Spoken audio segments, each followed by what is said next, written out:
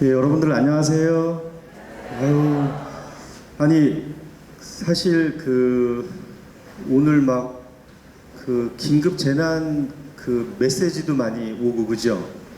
예, 이런데 어떻게 그렇게 뚫고서 여기까지 이 험난한 곳까지 오셨습니까? 대단하십니다. 예, 우리는 한 마음 한 몸이에요.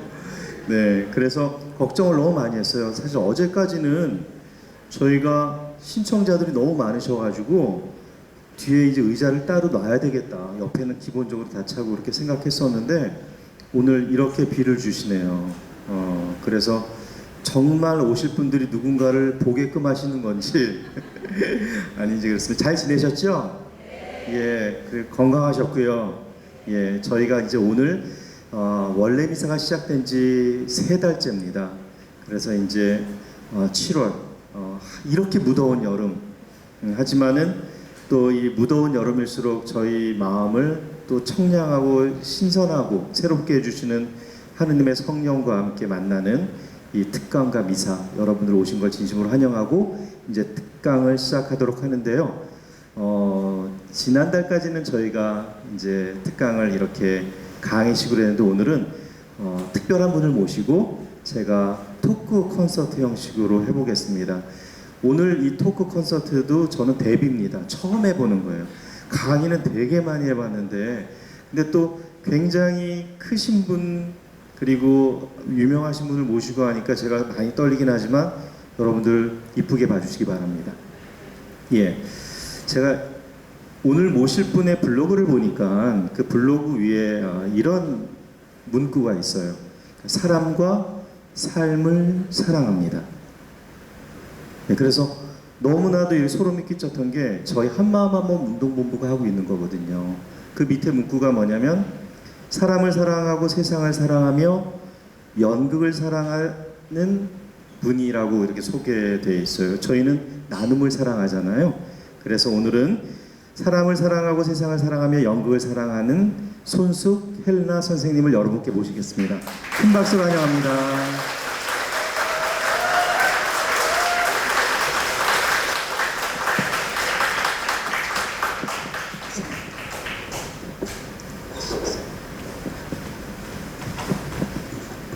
예, 선생님, 아유 이게 오이셔 도네.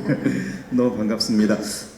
우선 간단하게 인사 좀 해주시죠. 안녕하십니까. 반갑습니다. 저는 헬레나 손숙입니다. 사실 오늘 아침에 엄청 걱정했어요. 모처럼 오기로 했는데 비가 너무 많이 와서 저는 또 집이 좀 멀어요. 일산이기 때문에 어떻게 가야 되나 이렇게 몇 분이나 오실까 굉장히 걱정을 하고 그래서 기차를 타고 지하철을 타고 택시를 타고 그러고 갔거든요. 근데 이렇게 와서 여러분들을 뵈니까 너무 반갑고 너무 고맙습니다. 이 비 오는데 이렇게 많이 와주셔서 정말 고맙습니다. 너무 감사합니다. 선생님, 명동에는 얼마 만에 오신 건가요?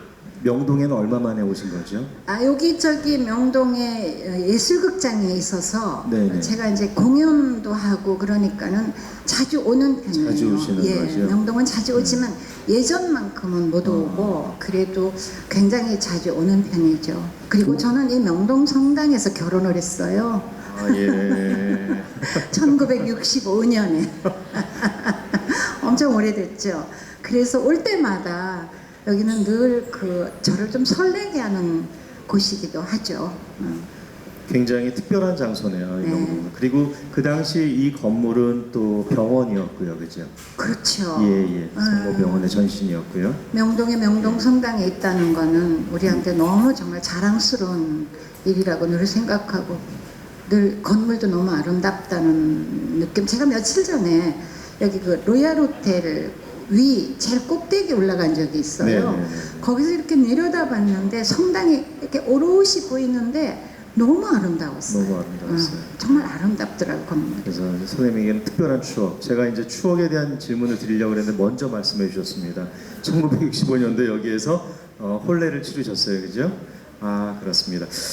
사실 되게 모시기가 힘드신 분이고 또 모시는 과정에 또 우리 여기 작가님도 아주 많이 도움을 주셨지만은 그 저희가 한마음 한몸 운동본부 토크콘서트 선생님을 모시겠습니다라고 하셨을 때 어떠셨어요?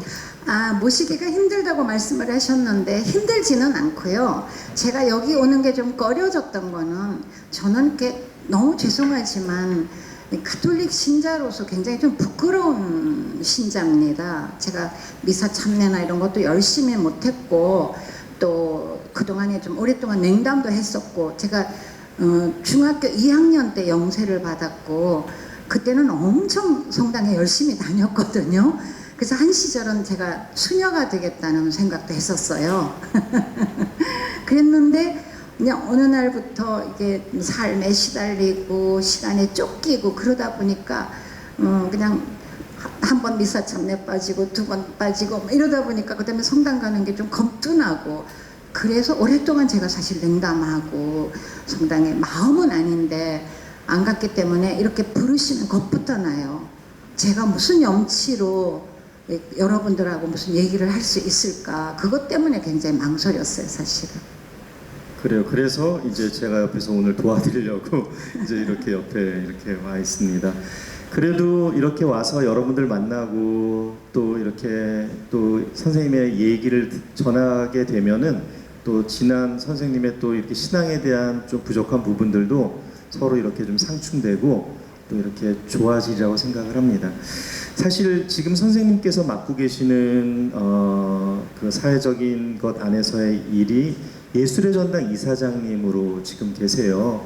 그리고 또 마포 문화재단 이사장님도 겸임을. 근데 그건 이제 그만뒀어요. 그만두셨습니까? 예, 제가 이것도 찾아봤다고 또 했는데 아이고 그랬구나. 그래서 사실 예술의 전당 하면은 저도 많은 추억들이 있고요. 또 거기는 사실 우리나라 최고의 공연과 또 어떤 그 전시의 아주 최고의 어떤 장소이기도 한데 거기에 어떤 책임을 맡으셨는데요. 네. 어느새 벌써 1년이 지났습니다. 제가 작년 9월에 취임하신 걸로 알고 있습니다. 네. 지난 1년 어떠셨는지 좀 잠깐 근데 말씀해 이제 주십시오. 저로서는 사실 무슨 예술의 전당 이사장이다, 뭐 어디 뭐 마포문화재단 이사장이다 이런 거는 사실 조금 부끄러운 일이에요. 저는 옛날에도 그랬고 지금도 그랬고 죽어서도 그렇고 저는 그냥 연극 배우 손수고로 남고 싶어요. 그리고 제 모든 삶은 연극에 들어가 있는 건데 그걸 이제 오래 하다 보니까 뭐 어느 정도 이름도 알려지고 그러면서 뭐 맡아달라는 그런 이제 청도 받고 또 이제 나이가 들어서 어느 정도 그 책임감 같은 것도 생기니까 이제 어쩔 수 없이 사실은 맡게 됐어요. 그러나 일단 맡았으니까 또 책임이 있는 거고 근데 이사장이라는 직함은 사실은 모든 일은 예술의 전당에 대표가 있습니다. 사장이 있어요. 근데 그런 실무적인 일들은 이제 그분이 다 이제 맡아서 하고 이사장은 이사회를 개최하고 이제 1년에 뭐 아니면은 몇 년 동안의 어떤 그런 뭐 예산이라든가 큰 것들을 이제 통과시켜주는 그런 일이기 때문에 크게 뭐 책임이 있지는 않지만 그러나 어떤 거 상징적인 대표로서의 그런 게 있고 그래서 예술의 전당은 명실공히 저는 대한민국을 넘어서 세계에서도 예술의 전당 공연이다 하면은 누구나 가서 보고 싶어 하는 그런 퀄리티도 높고 정말 제대로 완성된 그런 공연을 해야 되는 곳이라고 생각을 하고 있어요. 근데 실질적으로 예술의 전당은 지금 1년 예산이 500억인데 국가 지원은 100억밖에 안 돼요. 그러니까 이제 다 잘 모르는 분들은 그게 전부 국가가 지원을 한다고 생각을 하고 있는데 나머지 400억은 자체에서 그러니까 벌어서 써야 되는 거죠. 구조가 지금 그렇게 돼 있기 때문에 정말 제대로 된 공연을 만들기는 굉장히 힘이 들어요. 그래서 이제 그거를 충당하기 위해서는 자꾸 대관을 해야 되고 그러다 보니까는 좀 정말 질 높은 수준 높은 공연을 하기가 좀 어려운 상황이라 지금 가장 관건은 예산을 한 50%라도 정부 지원을 그러니까 순수 예술의 경우는 어느 나라나 다 정부 지원을 하지 않으면 유지하기가 힘들어요. 순수 예술에서 이익을 창출한다는 건 굉장히 어렵거든요. 근데 순수 예술은 모든 예술, 대중 예술의 바탕이고 기본이기 때문에 그거는 정부 지원이 필요하고 한 50%라도 지원이 된다면 훨씬 좀 그 좋은 공연들을 더 만들 수 있지 않을까 하는 바람을 가지고 그러기 위해서 지금 많이 노력하고 있습니다. 예. 네네. 사실 저희는 몰랐던 이야기들인데 이거를 또 그냥 행정하시는 분이 대표를 맡는 것도 네. 중요하지만은 이 문화예술계 평생 이렇게 활동을 하셨고 거기에 대한 이해도가 높으신 선생님께서 오셨기 때문에 또 이런 이야기를 하실 수 있는 것 같습니다. 네, 근데 이제 안타까운 것은 지금 우리나라의 그 정치 수준이나 아니면 예산을 집행하는 분들이 아직은 문화에 대한 이해가 많이 모자란 것 같아요. 문화의 중요성이라든가 그렇기 때문에 늘 그 순위가 밀려요, 예산에서.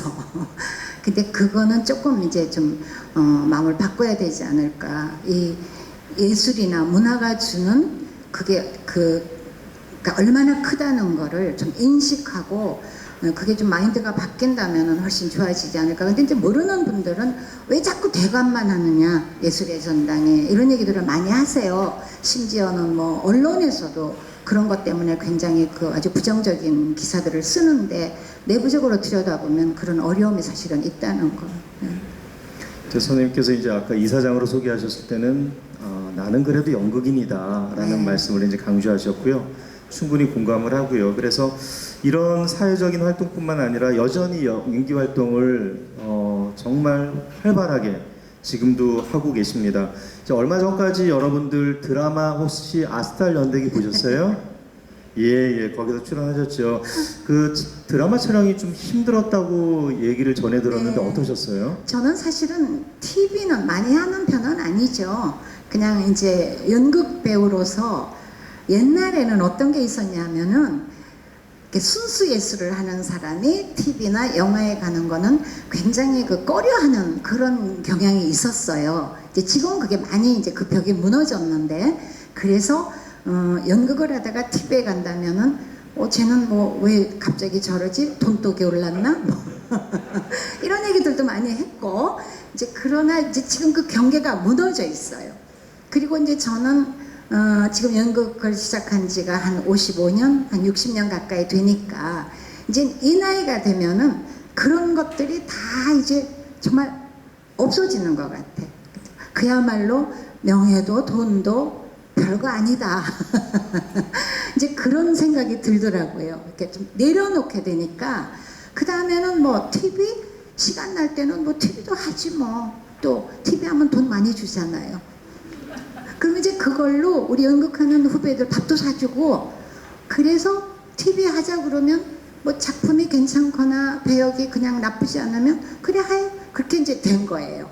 영화도 이제 그런 생각으로 하기 시작했고 그래서 가끔 이제 요즘 TV를 하는 편이죠. 그러나 이제 저의 우선은 연극이에요. 연극에서 시간이 남을 때 아니면 이제 그럴 때 혹시 TV가 이제 되면은 하는 거지.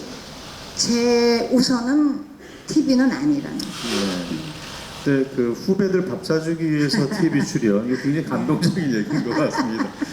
우리 연극하는 친구들이 다 힘들어요. 여러분 뭐 아시겠습니다만은 연극 제가 이제 젊은 친구들한테 그렇게 얘기해요. 어디 나가서 연극 힘들다 배고프다 소리 하지 마라. 너희들 그렇게 배고프면 하지 않으면 되지 않니? 그런데 왜 자꾸 배고프다 힘들다 그러니까 사람들이 전부 연극하는 사람들을 너무 불쌍하게 보는 것 같아. 사실 그렇지는 않아요. 뭐 물론 다른 분야에 비해서 힘들긴 하지만 지가 좋아서 와서 하는 일인데 뭐 아르바이트도 하고 그건 어느 나라나 마찬가지예요.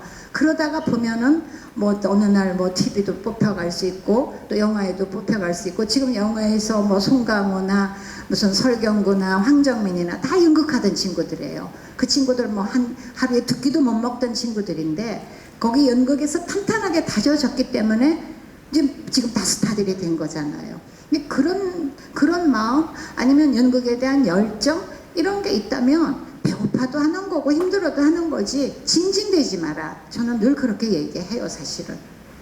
그러니까 저희 신부들도 신학교에서 양성 받을 때 하루에 한두 끼 먹고 연극을 했어야 오늘날의 교회가 더 좀 발전, 예, 농담입니다. 근데 잠깐- 한두 끼 먹어도 지가 행복하면 하는 거죠. 그렇잖아요, 그죠?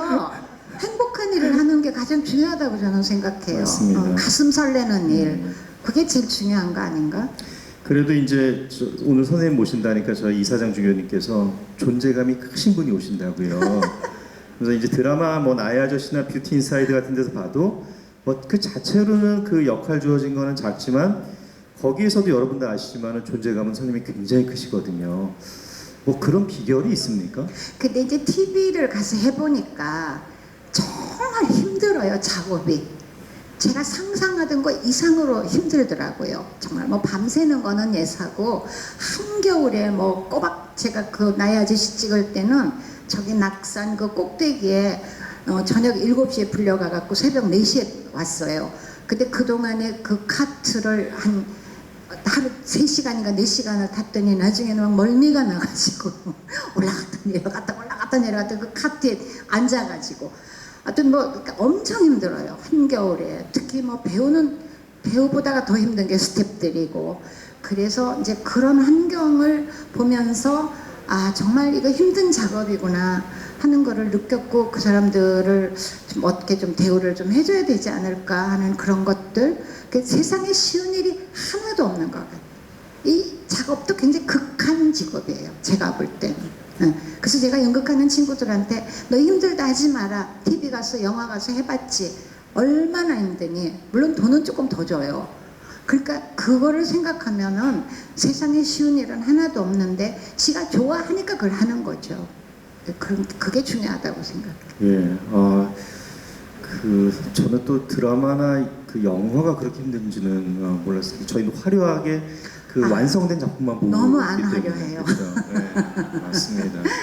예. 일부 이제 스타급들 배우, 그 친구들도 작업할 땐 똑같이 힘들어요.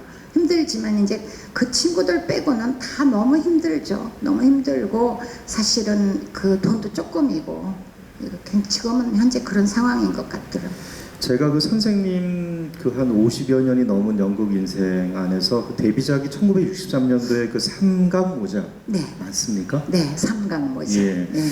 그래서 그동안 뭐 이제 방금 드라마 얘기도 하고 영화 얘기도 하셨지만은 거의 연극 인생을 사시면서 무수한 작품을 해오셨는데 가장 궁금했던 것 중에 하나가 어떤 역할을 맡으셨을 때가 가장 행복하셨을까? 좀 어려운 질문일 수도 있고요. 근데 이제 배우는 자기가 맡은 역할이 그 역할이 적든 크든 간에 사실은 내가 그 갖는 애정은 똑같아요. 그러니까 자식이 뭐 5손가락 깨물어서 안 아픈 손가락 없듯이 그 연극이 실패를 한 연극이든 아니면 굉장히 대중의 호응을 받은 연극이든 그거는 사실은 똑같아요. 그리고 맡은 배역에 대한 열정, 사랑, 그건 똑같은데 이제 굳이 꼽으라면은 이제 제가 했던 공연 중에 어머니라는 공연이 있어요. 그 어머니는 우리 한 시대 전에 나의 어머니, 나의 할머니의 얘기예요. 정말 우리가 힘들고 가난했던 시절에 자식을 위해서 자신의 인생 전부를 희생한 내 어머니, 내 할머니의 얘기였기 때문에 그게 뭐 예를 들어서 무슨 번역극에서 오는 감동하고는 전혀 다른 그런 감동을 느꼈던 작품이에요. 근데 그걸 제가 잊을 수가 없는 게 제가 이제 그 모스크바 공연을 갔었어요. 그때 이제 제가 그 사실은 이제 장관직을 처음 제의를 받아서 그걸 받자마자 그걸 가지고 모스크바를 가야 되는 상황이었거든요. 그러니까 이제 다 모스크바 가기로 약속을 하고 그쪽하고 계약서까지 다 주고받은 상황이었기 때문에 안 갈 수가 없는 상황에서 갑자기 장관직을 이제 그 제의를 받고 그걸 또 거절할 수 없는 상황이 돼갖고 이제 그 받으면서 제가 저는 모스크바에 가서 이 공연을 해야 됩니다 하고 이제 기자들한테 말씀을 드렸는데 아직도 우리나라의 언론이나 정치하는 분들은 그 문화에 대한 어떤 그런 게 많이 모자라요. 그렇기 때문에 장관이 무슨 연극을 한다고 러시아를 간다고 야 내려놓고 가 뭐 난리가 났어요 언론에서. 그러나 안 갈 수가 없는 상황인 거예요. 그거는 나라와 나라 간의 계약이었기 때문에. 근데 그 모든 비난을 무릅쓰고 제가 이제 공연을 갔어요. 갔는데 러시아에서의 그 어머니는 러시아도 전쟁을 겪은 나라고 그러기 때문에 그 어머니가 주는 감동은 거의 똑같더라고요.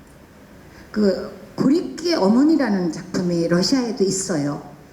그래서 그 러시아 관객들은 그 러시아는 워낙에 그 물론 뭐 공산주의도 겪었고 그렇긴 하지만 문화적으로 굉장히 대단한 나라예요. 그렇죠? 뭐 차이콥스키니 무슨 도스토옙스키니 톨스토이니 체오비 다 러시아 볼쇼이 발레가 있고 그래서 그 사람들은 밥을 한 끼 굶어도 공연장에 가는 거를 좋아하는 그런 이제 국민이더라고요. 그러니까 이제 연극을 보러 왔는데 공연이 끝나자마자 모든 관객이 그 한 1000명에 모인 관객이 전부 기립해가지고 한 15분간 박수를 쳐주더라고요. 러시아 말로 어머니가 마마예요. 마마 그러면서 막 정말 제 일생에 그런 기립박수는 처음 받아봤어요. 제가 한 60년 가까이 연극을 했는데 우리나라 관객들은 너무 점잖으셔서 절대로 기립을 안 하세요. 근데 또 너무 웃기는 거는 이런 무슨 그 연주회나 뮤지컬을 가면 또 다 일어나요. 심지어는 뭐 어떤 오케스트라가 제가 볼 때는 아주 엉터리야. 제대로 하지도 못해서 근데도 다 기립해요. 무조건 기립해요. 근데 연극은 절대 안 해요. 그 좀 이상한 문화예요. 근데 배우는 연극은 3대 요소 중에 하나가 관객이에요. 그렇잖아요. 그죠? 관객하고 배우는 아주 중요한 요소예요.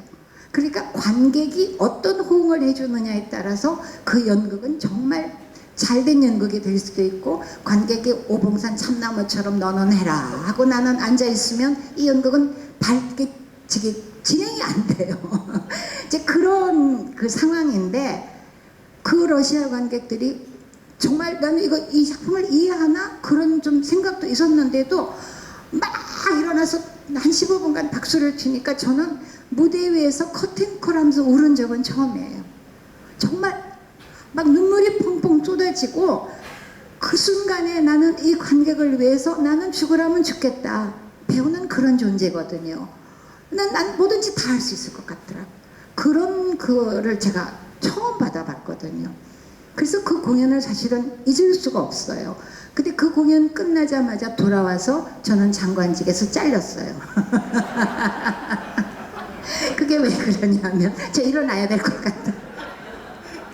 그날 관객이 이제 그렇게 막 환호를 하니까 그때 우리 김대중 대통령께서 이제 그 모스크바에 국빈 방문을 하신 시기예요. 그러니까 그 이제 대통령을 수행한 그 기업인들이 수십 명이 이제 그 왔어요. 근데 이분들이 어머니라는 공연을 한다니까 이제 그 저녁에 갈 데가 없으니까 이분들이 한 30명이 구경을 오신 거예요. 근데 내가 알기로는 그분들은 평생 연극을 한 편도 본 적이 없는 분들이에요. 그렇잖아요. 뭐 그 높은 분들이 언제 연극 구경 오겠어요? 그런데 그런 관객을 본 거예요. 그러니까 이분들이 너무 흥분했어요. 자기네가. 그리고 작품도 정말 재밌거든요. 그러니까 막 야 우리가 이 관객이 이렇게 환호를 하는 저 연극을 하는 저 배우들을 그냥 보낼 수는 없지 않느냐. 우리 밥이라도 함께 먹이자. 막 이래가지고 그 자리에서 진짜 십시일반으로 돈을 막 한 20-30분이 걷었대요. 나중에 이제 얘기를 들으니까. 그래서 그걸 들고 2분인가 3분이 무대 위로 갑자기 올라오셨어요. 막 박수 치는데 좀 깜짝 놀라서 봤어. 진짜 얼굴도 처음 보는 분들이에요. 제가 뭐 기업인들을 만날 기회가 없잖아요. 그러더니 봉투를 하나 느닷없이 저한테 줬어요. 그게 금일봉인 거죠. 금일봉이에요. 근데 이제 가끔 국내에서도 공연을 하면은 이제 우리 그 DJ 대통령님께서는 굉장히 그 문화적인 소양이 깊으신 분이에요. 가끔 오시면 금일봉을 주셔요. 밥이나 먹고 그 배우들하고 밥이나 함께 하세요. 그러시면서 이제 그런 거는 이제 가끔 받아봤어요. 그리고 신부님은 전 주시는 경우를 못 봤어 사실. 근데 조계종 총무님은 오셨고 근데 제가 보니까 손수 선생님께서 신부님들도 많이 알고 계시더라고요. 근데 제가 다 모르는 신부님들이에요. 그래서 근데 저는 드릴 조계종 겁니다. 총무님은 오셔가지고 너무 감동하셔서 분장실에 들어오시더니 그 승복을 이렇게 걷더니 주머니에서 손을 넣어서 돈을 이렇게 꺼내주시더라고요. 제가 이제 그런 거는 가끔 받아본 적이 있거든요. 그러니까 이제 막 봉투를 들고 와서 주셔서 제가 너무 감사하다고, 저 관객이 기립해 있는데 감사하다고 받고, 제가 봉투를 들고, 여러분 우리나라에 지금 대통령께서 이 국빈 방문을 하셨는데 우리 이 수행하신 분들이 오늘 너무 감동해갖고 이 금일봉을 주셨습니다. 너무 감사합니다. 그랬더니 관객이 다시 또 기립해서 박수하고 끝난 거예요. 근데 제가 그 공연을 끝나고 돌아와서 한 달 만에 신문에 뭐라고 났냐면 손숙 장관 뇌물수수. 아니 뇌물을 그렇게 관중의 보는 앞에서 주는 뇌물도 있나요? 그게 막 난리 대서특필이 되고 뭐 매일 난리를 쳤어요. 그래서 제가 그때 사표를 낸 거예요. 한 달 만에. 그래서 DJ 대통령께서 저한테 전화를 하셨어요. 너무 미안하다고. 내가 연극 잘하는 사람을 데려와가지고 이렇게 그냥 만들어서 미안하다. 그래서 아니라고, 저는 아무 상관없습니다. 그래서 저는 다시 연극으로 돌아가게 돼서 오히려 잘 됐다고. 그런 일이 있었어요. 예. 그 저는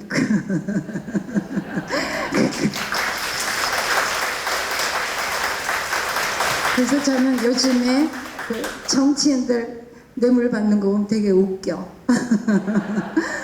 몇 억씩 받아먹고도 입 쓱 씻고 있는데, 제가 그 2만 불 관중 앞에서 받아서 저는 100불도 가진 적이 없거든요. 우리 연극하는 친구들 밥 먹이고, 그리고 이제 우리 그 기획자 준 거밖에 없는데 제가 뇌물 수수자가 된 거죠. 그런 일이 있었어요. 그래서 그 연극은 저한테 기쁨과 슬픔과 고통을 준 연극 되는 거, 잊을 수 없는 연극이에요, 사실은. 그런 작품이기 때문에. 예. 일어났다 제가. 예. 뭐 계속 일어나서 하시겠어요? 예. 일어나니까 예. 편하네요. 저는 앉아도 되죠. 아, 그럼요. 네.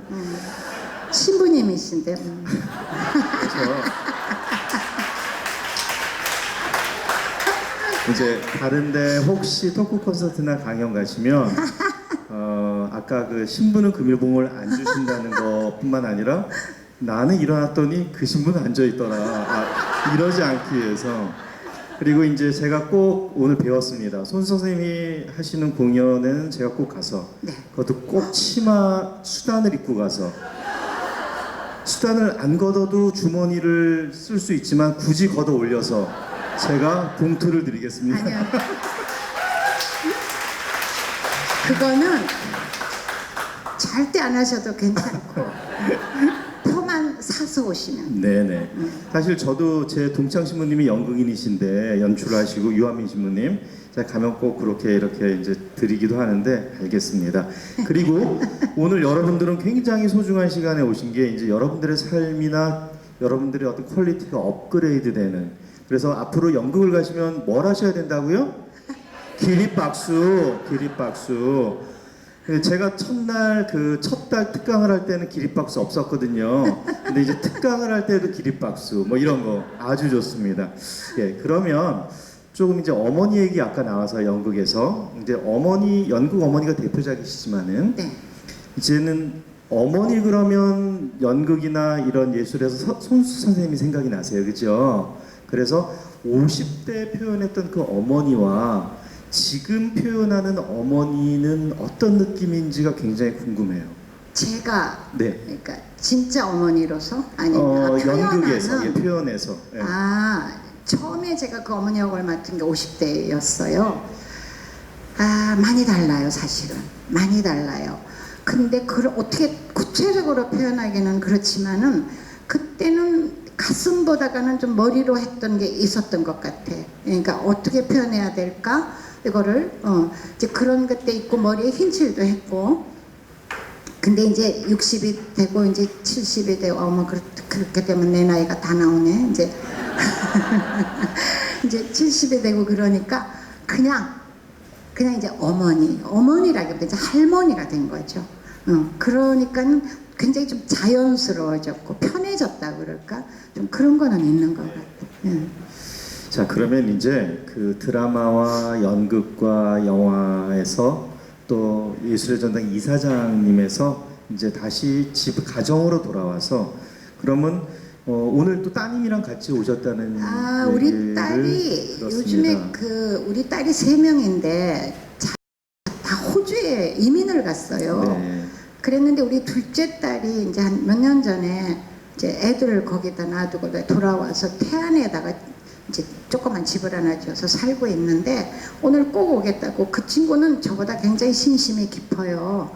그래서 오겠다 그랬는데 차가 엄청 막힌다고 아까 전화가 왔더라고요. 왔니 혹시? 예, 어디 저기 왔구나. 계시네. 감사합니다. 네, 쟤는 네. 저보다는 신심이 굉장히 깊어요. 아이고, 이제 저 따님이 친구는 댓글락. 그래요, 테크라. 우리 저 친구 데모가 영화배우 윤정희 씨예요. 열심히 어머니시죠. 예, 저 유아 영세 받을 때 저 성당까지 와줘서 영세 같이 해줬던. 요즘 좀 몸이 안 좋아서 많이 아프다는 얘기를 들었어요. 우리 이제 테클라 따님께서 오셨기 때문에 이제 이 질문을 드리겠습니다. 선생님은 어떤 어머니이신가요?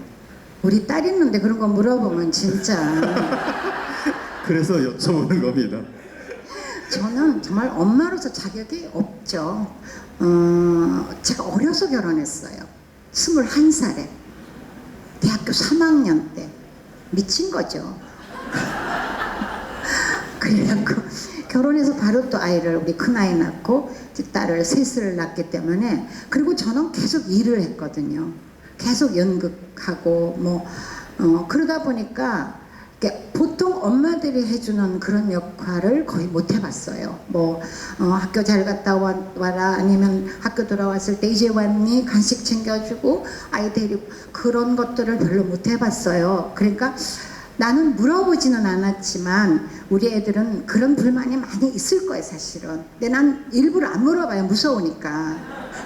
물어봐서 좋을 일이 뭐가 있어요, 뻔한데. 안 물어보죠. 그랬는데 이제 나이가 드니까 이런 거는 있는 것 같아. 우리 엄마는 그냥 다른 엄마들처럼 그렇게는 못 해줬지만 참 열심히는 살았구나. 자기 일을 정말 열심히 했구나. 그거는 좀 엄마로서 좀 배울만하다.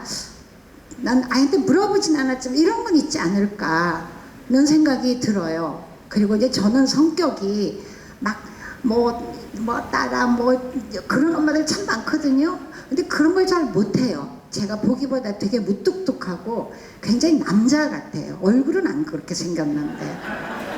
그래서 저는 거의 우리 집에 제가 가장이에요. 소년 가장이에요.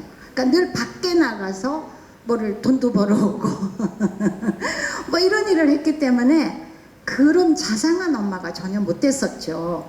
그리고 막 아이들 데리고 시시콜콜 얘기도 못 해보고 그랬는데, 얼마 전에 이제 우리 딸을 데리고 내가 제주도에 갔는데 이제 오랜만에 딸하고 같이 여러 가지 얘기를, 엄마 어려운 시절의 얘기를 한 적이 한 번 있어요. 이제 그냥 구체적인 거 보다가 그때 우리 딸이 깜짝 놀라고 울더라고요. 그런 일을 겪었구나. 근데 저는 그때 내가 이렇게 힘들었거든. 그리고 그때 힘들 때도 우리 아이들한테 내가 나 힘들어서 죽겠어 이런 얘기는 별로 안 해봤어요. 해봤자 소용도 없고 그랬는데, 뭐가 좋은 엄마인지는 아직도 저는 모르겠어요. 근데 지금 이제 내가 생각하는 그냥 지금 이 나이에서 엄마는 그냥 지켜봐 주는 거, 아이들을 지켜봐 주는 거. 그러니까 그런 뜻에서 우리 애들은 굉장히 독립적으로 자랐다고 할까? 그거는 잘 된 것 같아. 그리고 엄마가 뭘 해주기를 절대 안 바라요. 안 해주니까. 그러니까 안 해주니까 이제 저희들이 다 그냥 저희들이 스스로 하는 거. 저는 그거는 잘한 거라고 생각해요. 그리고 지금 물려줄 것도 아무것도 없으니까 엄마한테 뭘 바라질 않아요. 재산도 없으니까 안 바라고 그러니까 또 엄마가 뭐를 해줄 거라는 것도 안 바라고, 나도 저희들한테 안 바라고. 그러니까 굉장히 쿨해요. 저는 그게 괜찮은 관계 같아. 자식하고 부모 관계도 너무, 제 생각은 그래. 자식의 교육이라는 거는 내가 아이를 낳고 그랬으니까 성인이 돼서 지발로 설 때까지는 키워줄 의무는 있는 것 같아요.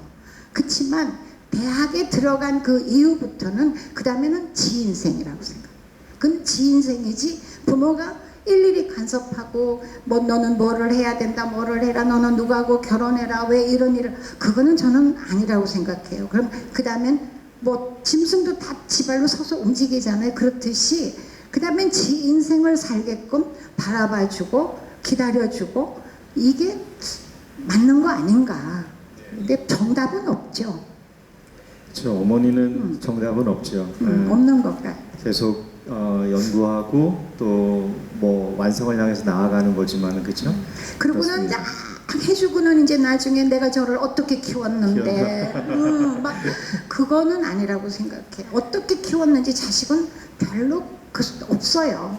그 커서 지 인생 살면은 우리 엄마가 나를 어떻게 키웠는데 이런 생각하는 자식 별로 없지 않아요? 그러니까 바라지 말고 그다음에 내버려두고 그다음에 기다려주는 거, 이게 참 필요하지 않을까. 전 그렇게 생각을 합니다. 아유. 네. 그러면서 동시에 저는 또 이 이야기를 쭉 감명 깊게 들으면서 궁금한 거는, 선생님에게 선생님의 어머니는 어떤 어머니신가요? 우리 어머니는 예전 어머니시죠. 예전 어머니고, 우리 어머니는 16살에 시집 오셨어요. 지금 이제 중학교 한 3학년? 16살에 시집 오셨는데 층층시야 시집이에요. 그러니까 우리 집은 종갓집이에요. 제사가 1년에 16번. 근데 우리 아버지는 종손이에요. 그러니까 우리 어머니 인생이 어땠으리라는 건 아마 여러분 미루어 짐작해 가실 거예요. 거기다가 우리 아버지는 우리 엄마하고 결혼하고 그 길로 일본에 유학 가셔서 평생 가출하셨어요. 집에 안 돌아오셨어요. 그러니까 우리 어머니, 우리 아버님이 부인이 한 4명쯤 돼요. 그래서 이렇게 형제가 한 4분의 어머니에서 한 10명쯤 있어요. 그러니까 저희 어머니 인생이 어떻으리라는 거는 미루어 짐작이 가시죠. 근데 그 사이에 또 아들 둘을 잃으셨어요. 그래서 저희 어머니가, 저희는 고향이 경상남도 밀양인데 혼자서, 누가 이제 그 얘기 인도를 하셨는지 모르는데 그 쪽집고 그 종부가 혼자 성당에 가서 세례를 받으셨어요. 아무도 몰래. 그래서 집안이 벌컥 뒤집혔어요. 우리 할아버지가 난리가 났어. 종가의 종부가 무슨 그 카톨릭을 뭐라고 그러죠? 뭐 천주학을 믿느냐? 막 난리가 나셨어. 근데 이제 우리 어머니는 세례를 받으셨어요. 우리 어머니가 정안난데. 그래서 우리 어머니는 내가 그때 교리 공부도 한 적도 없고 그렇기는 하지만, 내가 본 우리 어머니의 일생은 늘 아침에 일어나면 묵주 들고 기도하시던 어머니. 무슨 기도를 하셨는지 는 모르겠어요. 늘 묵주를 들고 기도하셨어요. 그러니까 막 성당을 열심히 가고 이런 분도 사실은 아니셨어요. 그러니까 나는 우리 어머니의 그 모습, 돌아가실 때까지도 아침에 일어나면 늘 이렇게 앉아서 기도하시던 모습. 그래서 아마 천주님이 우리 어머님을 이뻐하셨을 것 같아요. 저도 아마 그런 그 영향이 있었기 때문에, 저도 서울에 밀양서 초등학교 졸업하고 올라오자마자 굉장히 외롭고 힘들었거든요. 막 그 서울 아이들이 저를 막 완전히 사투리 쓴다고 막 놀리고. 그런 와중에 중학교 2학년 때 제가 그 도남동 성당에 가서 영세를 받았어요. 친구가 저를 이제 데리고 가서. 그때 저를 교리 공부 시켰던 분이 독일 수녀님이신데 한국말을 너무 잘하셨어요. 그 북한에 납치됐다 오셨는데, 천주는 누구시뇨? 막 이러면서 그 교리 공부를 되게 열심히 다녔어요. 그래서 그때 생각이 나네. 그러니까 매주 뭐 고해성사도 하고.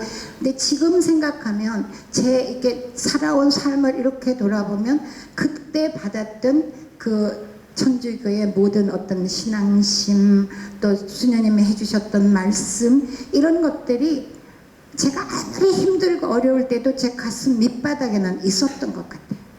그래서 저는 어린 아이들이 이 가톨릭적인 이 삶을 산다는 건 굉장히 필요한 것 같아요. 어떤 막 힘들고 어렵고 뭐 이상한 데 가더라도 그 친구들은 결국은 돌아오더라고요. 그래서 저는 그거는 믿고 있어요. 그러다가 이제 쭉 냉담을 하다가 얼마 전에 이제 제 친구 윤소정 씨라고 혹시 아시죠? 2년 전에 그 친구가 갑자기 죽었어요. 그래서 이제 저도 나이가 있으니까 아 이걸 어떡하나, 이거 준비가 아무것도 안 돼 있는데, 그런 생각이 들었는데 마침 우리 딸이 파주에 그 속죄와 보속의 성당인가? 참회와 속죄의 성당, 거기에 그 납골당이 있는데 아주 정말 잘 좋다고 우리 딸이 누구한테 들었대는 거예요. 그래서 야 가보자. 그래서 이제 우리 딸하고 가봤어요. 근데 너무 마음에 들었어요. 그래서 제가 저 이거를 하나 하겠습니다 했더니 거기서 가톨릭 신자 증명을 가져오라는 거예요. 근데 제가 막 이사를 다니다 보니까 내 교적이 어디 있는지를 모르겠는 거예요, 솔직하게. 그동안 제가 오랫동안 냉담했기 때문에. 그래서 이제 제가 다니는 성당에 찾아가서 일산에, 그랬더니 요즘에는 인터넷이 너무나 잘 돼 있어가지고 따다다닥 두드리니까 다 나와. 몇 년도에 영세를 받고 전 너무 감동했어요. 그래서 그때 제가 정말 참회와 속죄를 하고 근데 저는 그거는 우리 성모님의 인도가 아닐까, 그 생각이 들었어요. 그래서 다시 이제 교적 정리도 하고 이제 그렇게 해서 다시 이제 성당을 나가게 된 거죠. 그거는 저는 하나님이 저를 버리지 않으셨구나. 네가 그렇게 네 마음대로 돌아다녔어도 너는 언젠가 내 품에 돌아올 것이다 하는 그런 게 있으셔서 저를 인도하신 건가? 그런 생각을 많이 해봤어요. 감사합니다. 네. 부끄럽습니다. 이렇게 특강을 하는데 박수가 계속 이렇게 나오는 경우는 또 저도 처음 봤습니다. 예. 그러면 이제 다시 좀 그 연극 얘기를 듣고 싶은 게 있는데 뭐냐면, 좀 앉죠? 이제 앉을까요? 네. 네. 저는 서 있어도 죄송합니다. 됩니까? 네, 저도 아깝지 않겠습니다. 신부님 세워놓고 제가 앉을까? 어머니의 반대를 무릅쓰고 연극을 하셨다는 얘기를 네. 저는 들었고요. 그리고 대학에서는 사실 선생님께서는 역사를 전공을 하셨습니다. 네, 사학과. 예. 근데 어떻게 이렇게 연극을 시작하게 되셨는지가 되게 궁금한 거죠. 저는 이제 중고등학교 때는 좀 문학 소녀라고 할까? 그래서 제가 이제 성당에 열심히 다녀서 이제 나는 수녀가 돼야겠다 이렇게 생각을 했는데, 저희 문학 동아리가 그때 있었어요. 근데 그때 그 겨울여자라는 작품을 쓴 조혜일 작가, 뭐 황석영, 뭐 김훈도 제 친구 동생이고, 그런 모임이 있었는데 그 조혜일 작가가 제 S 오빠예요. 그래서 제가 그 오빠한테 편지를 썼어요. 오빠 나는 수녀가 되려고 그런다고. 그랬더니 그 오빠께서 네가 수녀가 될 수 없는 조건을 조목조목 편지를 써서 보내주셨어요. 그래서 꼭 수녀가 안 되더라도 넌 또 너의 삶을 열심히 살면 그것도 또 하나님을 잘 믿는 거다. 그 오빠가 볼 땐 제가 수녀가 될 자격이 없었던 거죠. 냉정하게 봤을 때. 그래서 이제 그런 그 문학 쪽에 굉장히 관심이 많았는데, 연극도 희곡의 일종이에요. 희곡이 문학이잖아요, 그죠? 그래서 자연스럽게 공연을 보러 갔고, 그 다음에 그 공연이 제 가슴에 너무 와닿았고, 그래서 이제 대학에 들어갔는데 대학에서 연극반이 있었어요. 제가 다니던 대학은 남녀공학이라 그 당시만 해도 여학생이 굉장히 적었어요. 그래서 여학생이 들어오면 굉장히 눈에 띄었어요. 지금은 절대 안 띄어요. 워낙 여학생이 많기 때문에. 그래서 선배가 이제 저를 너 연극하면 어떻겠니? 하고 저를 이제 데리고 간 거예요. 그래서 저는 또 성격이 굉장히 좀 내성적이고, 지금은 안 그런데 굉장히 부끄러움도 많고, 그래서 뭐든지 나서서 제가 하겠습니다 이런 또 성질은 아니었어요. 근데 속으로는 엄청 하고 싶어도, 근데 이제 선배가 데리고 가니까 못 이기는 척하고 끌려가서 한 게 그 삼강모자라는 연극이었어요. 근데 그때 이제 저랑 같이 했던 분 중에 여운계 선배가 계셨어요. 영계 선배도 캐톨릭 신자예요. 예. 그래서 이제 그렇게 해서 연극을 했고 그게 이제 계기가 돼서 연극을 하게 됐는데 우리 어머니는 뭐 당신은 캐톨릭 신자고 그렇긴 하지만 굉장히 유교적인 집안에 가지고 완고한 집안이니까 그 당시만 해도 그 양반 집에서 배우가 나온다는 건 있을 수가 없는 일이었거든요. 딴따라가 나온다는 거. 우리 어머니가 제 머리 끌고 안 된다고. 배우는 안 된다고. 대학에서는 무슨 학예 좀 하는 줄 알았는데 제가 배우를 하겠다니까. 근데 더 우리 엄마가 놀란 거는 또 배우 남자를 하나 데려와 갖고 이 남자랑 결혼하겠다 하니까 우리 어머니는 이제 기적투풍을 하신 거죠. 그래서 엄청 반대를 많이 하셨어요, 사실은. 예. 하여튼 어머니의 좋은 모습이면서 또 그 어머니의 마음을 아프게 하셨던 어머니이신 우리 손숙 선생님. 그러면 이제 여기 선생님 보시면 알겠지만 여기도 다 어머니이시고요. 그렇죠. 또 동시에 오늘 여기 이제 태아 축복식을 할 텐데 이제 예비 어머니도 계십니다 여기에. 그리고 또 뭐 따님 되시는 분들도 여기에 계시고요. 저희 직원들은 또 따님뻘 되는데 지지리도 말 안 들었던 딸이셨던 선생님께서 어머니로서 딸로서의 삶에 대해 좀 잠깐 조언 한마디 해주시면 좋을 것 같습니다. 제가 조언할 만한 자격이 있는 어머니가 안 돼요, 사실은. 그러니까 다 나름대로 저는 뭐 자기 가정에 따라서 또 형편에 따라서 환경에 따라서 다 틀리다고 생각해요. 다 틀리다고 생각하는데 너무 희생만 하는 어머니는 이제는 아닌 것 같아요. 옛날에는 다 그렇게 하셨죠. 워낙 먹고 살기 힘드니까 아이들 키우는 것 자체가 워낙에 힘들던 시절이었어. 근데 너무 희생만 하니까 나는 뭐 다 자기 삶을 소중하게 생각하는 게 굉장히 중요하다고 생각해요. 내 삶을 소중하게 생각하고 내 삶의 어떤 저 행복을 찾아야 가정도 편안해지고 아이들하고도 좋아지는 거지. 나는 모든 걸 희생하고 나는 힘들어 죽겠는데 애들만, 그거는 저는 그렇게 행복한 그 어떤 자식하고 관계가 아니라고 생각을 해서 저는 본인 스스로 뭔가 한 가지 내가 잘할 수 있는 거, 내가 행복한 일, 그런 것들을 한 가지씩 만드셨으면 좋을 것 같아요. 그래서 힘들고 어려울 때 아니면 아이들하고 스트레스 받을 때 그럴 때 뭐 예를 들자면 뭐 영화를 좋아하신다면 조조 할인을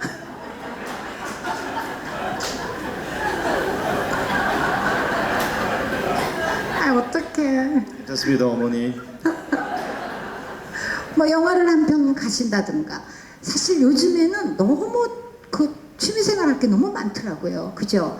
그래서 뭐 아니면 뭐 요새는 뭐 갤러리다 뭐 박물관이다 이런 것들도 큰 돈 안 들이고 가실 수 있으니까 뭐 그런 거, 아니면 뭐 일주일에 한 번씩 친구를 만나서 뭐 수다를 떠신다든가, 아니면 혼자서 잠깐 뭐 간단한 여행을 하신다든가, 이래서 나를 다스리는, 내 스트레스를 풀 수 있는 어떤 것들을 한 가지씩 만들면 저는 굉장히 삶도 풍성해지고 윤택해지고 자식하고의 관계도 굉장히 좋아지지 않을까. 남편하고의 관계도 마찬가지인 것 같아요. 감사합니다. 너무 집착하지 않았으면 좋겠어요. 오늘 마침에 여기 태아 축복식 오늘 많이 오셨는데 우리 예비 어머님들 잘 들으셨죠? 예, 아주 좋은. 그리고 부부 관계도요. 남편도 아내도 자기 시간이 사실은 필요한 것 같아요. 24시간 붙어 있으면 한 달 안 돼서 둘이 완전 대판 싸워요. 그러니까 서로 좀 따로 같이 따로, 이게 조금 조화를 이룬다면 훨씬 좋아지지 않을까. 일일이 이놈의 남편이 뭐 하는지, 아침에 출근하면 6시 왜 퇴근 안 하는지, 그게 곤두서다 보면 일단 내가 너무 힘들고 점점점 불신이 생기고, 남편은 남편대로 맨날 무슨 그냥 끈에 매달려 가는 것 같으니까 아무리 서로 사랑해도 힘이 들게 되지 않을까. 그리고 무슨 막 핸드폰 뒤지고 이런 거 하지 마. 그런 거 안 했으면 좋을 것 같아. 그래서 서로 좀 내버려둬야지 다시 또 어떤 새로운 정도 생기지 않을까. 저는 그렇게 생각을 해요. 아주 좋은 조언이신 것 같아요. 선생님 남편분하고는 괜찮으신 거죠? 예. 제가 다 겪었던 일이죠. 저는 어려서 결혼을 했기 때문에 24시간 그 남자를 쫓아다녔어요. 얼마나 힘들었을까. 지금 생각하면 너무 미안해요.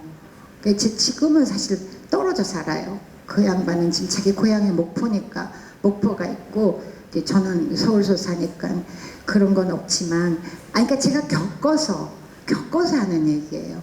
그건 별로 좋은 방법이 아니더라. 네. 요즘에 연극 선생님께서 하고 계시는 그 장수상해 여러분들 아시죠? 예, 9월 20일까지 하는데 많이들 보시고 또 보신 분도 계시겠고요. 그래서 아까 말씀드렸지만은 그 가시면 어떻게 하셔야 된다고요? 기립박수. 네. 제가 근데 이제 그 연극장이 사실 기립박수 하기가 힘들어요. 왜냐하면 대강 소극장이에요. 그죠? 소극장이기 때문에 그게 참 힘들어요. 그러니까 그건 바람제비가 필요해. 이제 앞에 사람이 이렇게 일었으면 차인이 따라서 일어서는데 그게 쉽지 않아요. 그 절대 기립 안 하셔도 돼요. 그냥 와주시는 걸로. 제가 에피소드를 하나 얘기해 드릴게요. 아주 재미있는 일이 한 번 있었는데, 제가 모노 드라마를 했어요. 저 혼자서 하는 연극인데 이게 굉장히 힘들어요. 사실은 아무데도 의지할 데가 없잖아요. 1시간 반을. 근데 이제 거기에 제가 이제 수영복을 입는 장면이 나와요.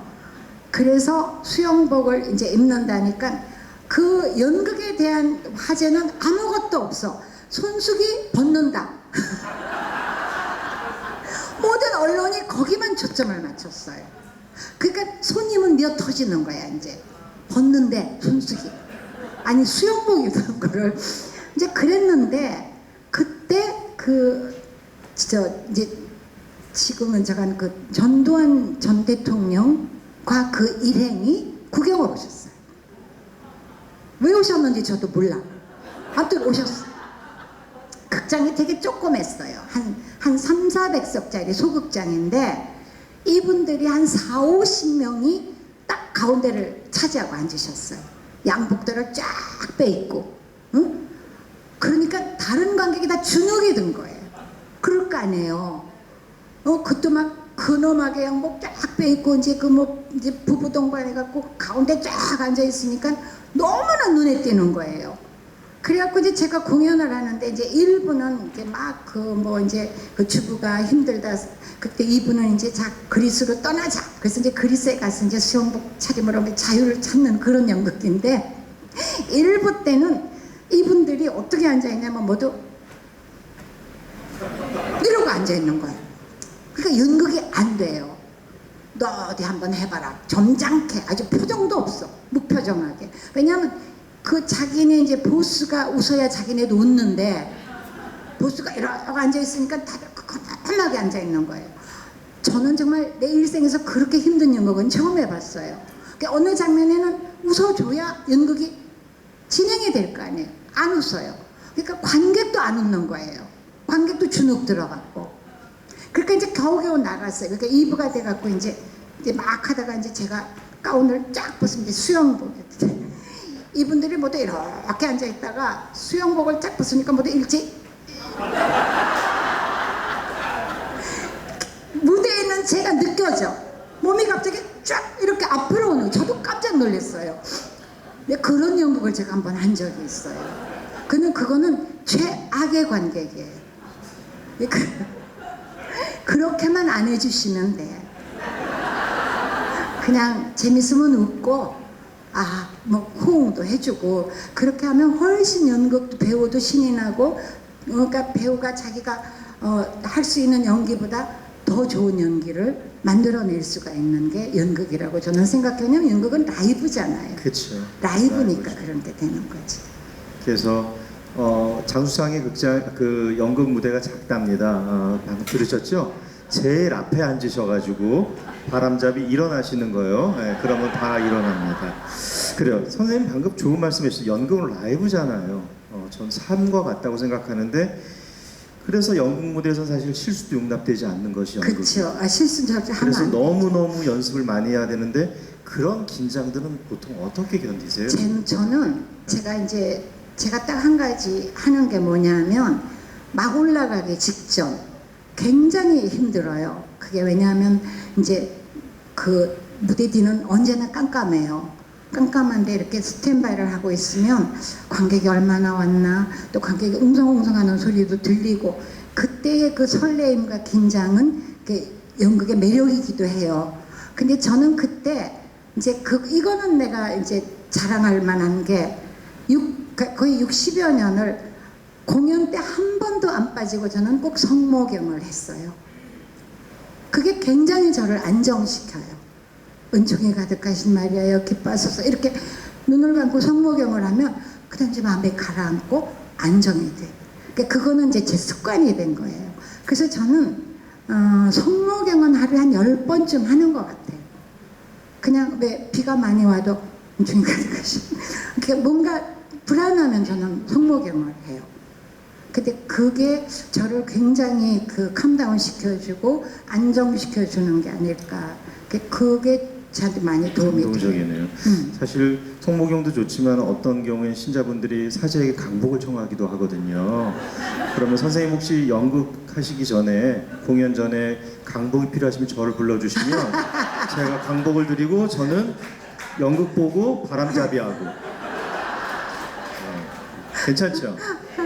그래서 동시에 인생도 사실은 우리 지금 다 같이 살고 있는 인생을 살고 있는 사람인데 재편집할 수 없는 라이브라고 생각을 합니다. 네, 그렇다면 선생님께서 지나온 삶도 계시고 지금의 삶도 있고 앞으로 남아 계신 삶도 있는데, 이제 앞으로 어떤 삶이기를 바라시고 선생님에게 있어서 삶은 어떤 것이다라고 좀 간단하게. 근데 다 왜 얘기들 그렇게 하잖아요. 평생 살아오신 분들은 내가 살아온 거를 얘기하자면 소설책 2권이다. 다 자기 인생에서, 저도 마찬가지예요.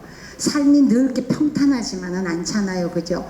굴곡도 많고 폭풍도 만나고 무슨 막 진흙탕에도 들어가고, 이게 저는 인생이라고 생각해요. 저도 남들 겪을 거를 다 겪으면서 여기까지 왔는데, 이제 점점점 나이가 들어가니까 몸도 옛날만 못하고, 일단 저는 눈이 잘 안 보여요. 사실은 이쪽에 황반변성이라는 게 와가지고, 전 젊을 때 눈이 너무 좋아가지고 좀 방심을 했던 것 같아요. 어느 날부터 잘 안 보이더라고요. 글씨도 자꾸 찢어져 보이고. 그래서 병원에 갔더니 황반이 왔다, 잘하면 당신은 실명할 수 있다 까지 얘기를 했어요. 그래서 제가 의사 선생님한테 10년만 현상 유지만 좀 시켜주십시오. 이제 앞으로 저는 한 10년만 더 살고 싶어요. 사실은 마음대로는 할 수 없지만 저렇게 기도하고 있거든요. 그래서 이제 오른쪽 눈만 조금 괜찮아요. 이거를 이제 두서너 달에 한 번씩 주사를 맞는데, 처음에는 굉장히 당황했는데 받아들이는 게 삶인 것 같아. 나이에 따라서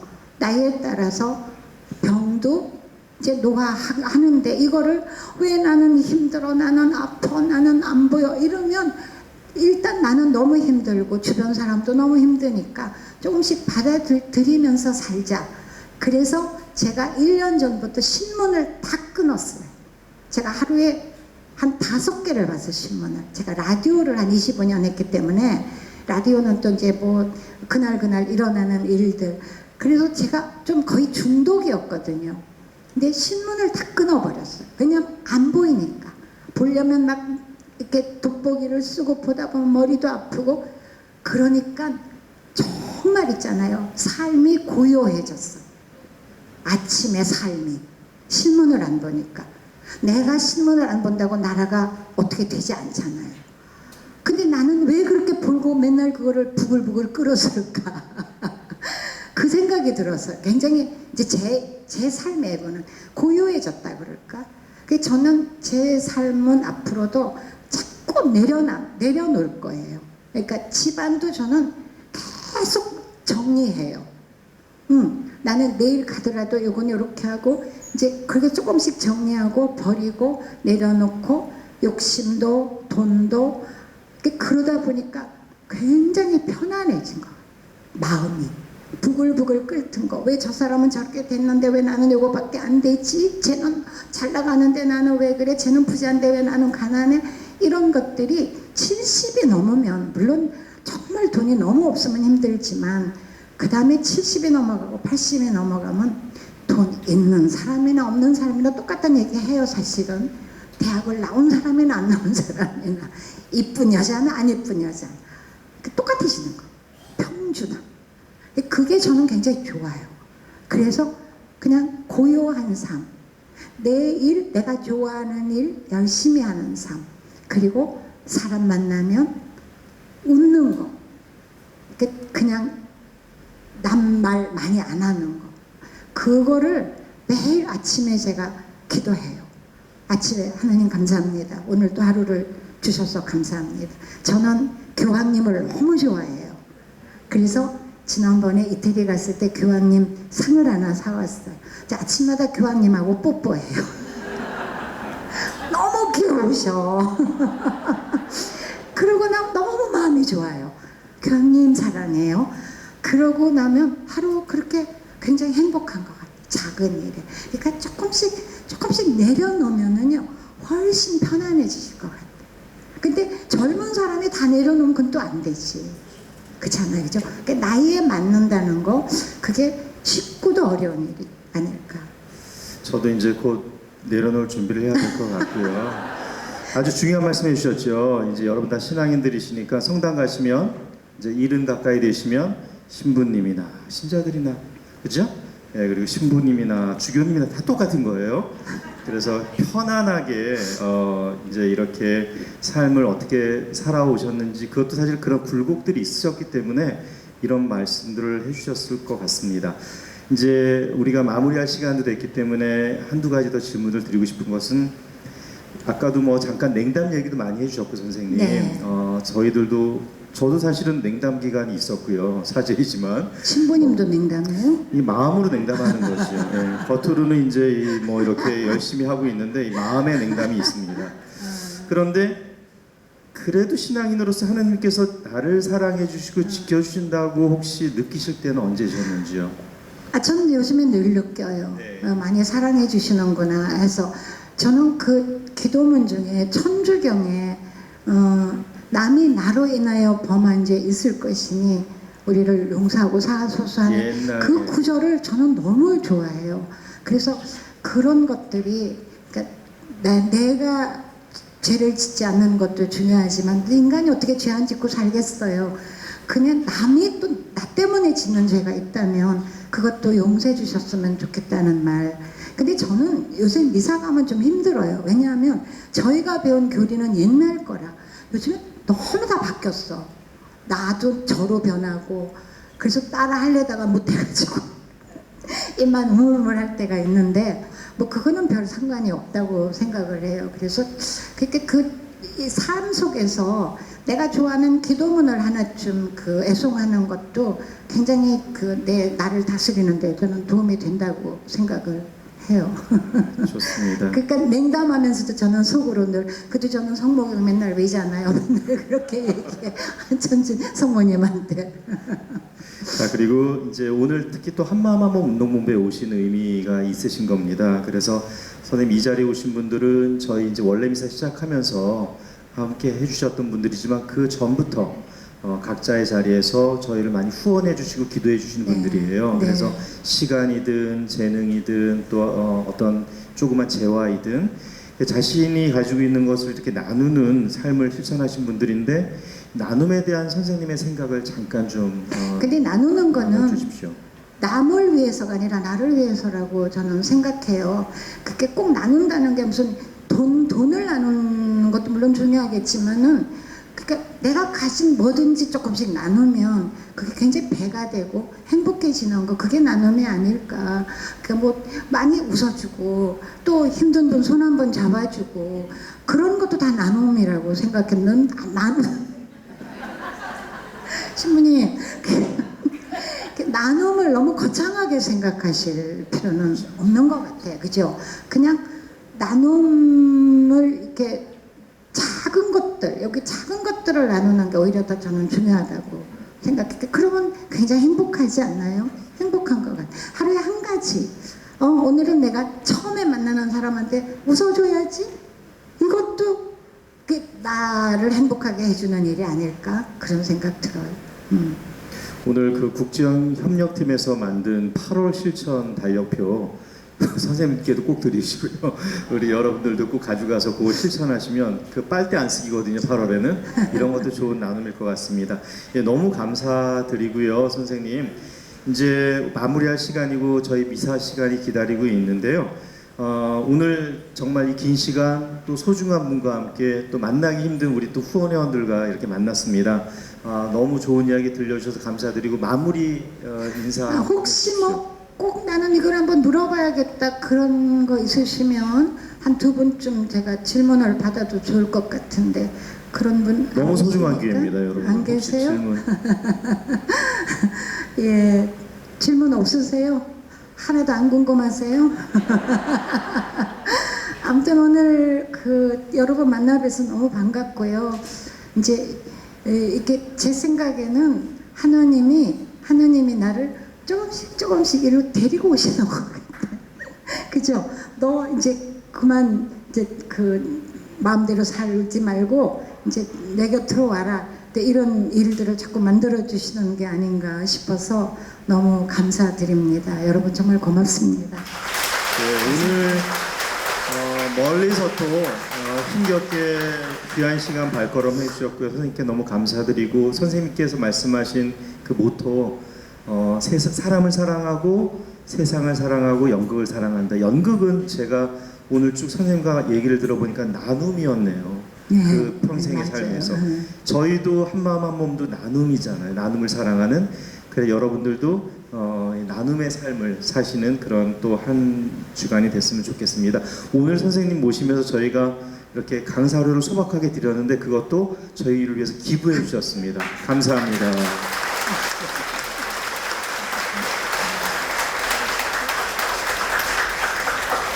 저희 다음에 또 이런 좋은 기회들이 가끔 있으면 선생님 초대하면 또 와주시겠죠? 불러주세요. 그럼요. 아유, 네, 감사합니다. 불러주세요. 예, 고맙습니다. 감사합니다. 오늘 선생님 감사합니다. 기립박수입니다. 기립박수.